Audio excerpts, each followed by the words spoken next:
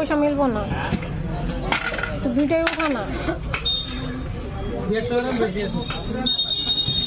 মিলাই দেব নাকি 1 কেজি মিলাই দে না বড় একটা উঠাও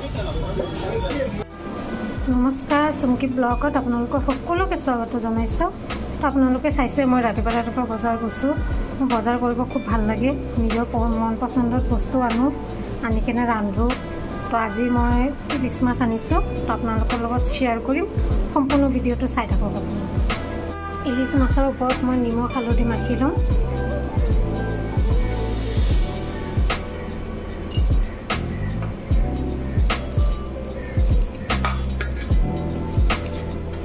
एकदम हल्का के भाजी लम माछखिनि मैं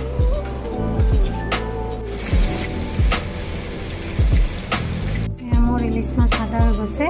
तेलत दिसो और नमाइसो तो बेसि इलिस माछ भाजिले एकदम बेया लागे खाबले टान हो जाए और इयात मैं काटि लैसो कचु और आलू एया अकमान हल्का बॉइल करि लम मैं इयात मैं मसलार केने लैसो अपना गोटा जीरा धनिया और आदा लै लैसो या इटा पटागुटित बाटी लम मैं इतने मसला तो रेडी कर लैसो केঁচা जलकिया काटि दिसो यार পৰা हालधि দি দিম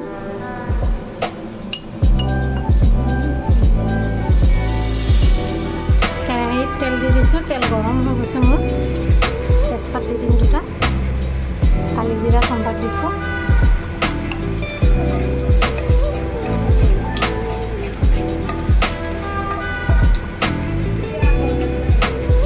মছলাটো কৰি দিছিলো এয়া দি দিম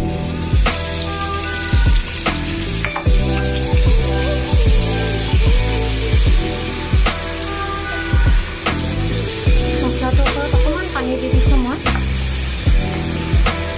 মছলাটো ধুনীয়াকৈ ভাজি ল'ম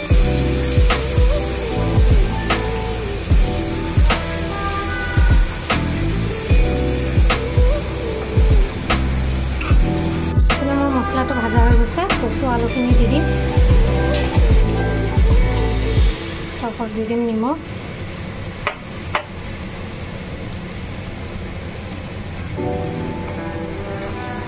কচুটোৰ লগত ধুনীয়াকৈ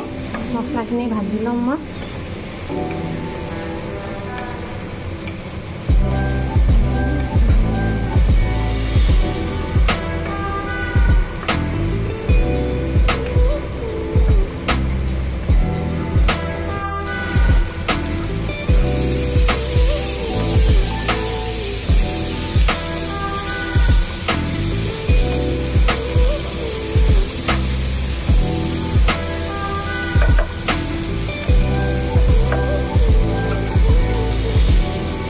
লগত ধুনীয়াকৈ ভাজা হৈ গৈছে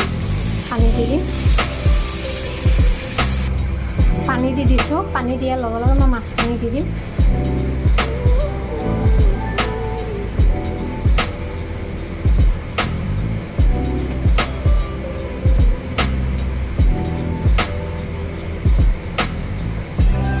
মাছ দিয়াৰ পিছত মই ঢাকনি দি ঢাকি দিম এইটো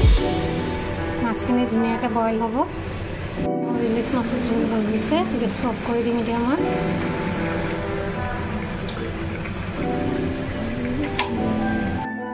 কচু আলু দি মোৰ ইলিছ মাছৰ জোল ৰেডি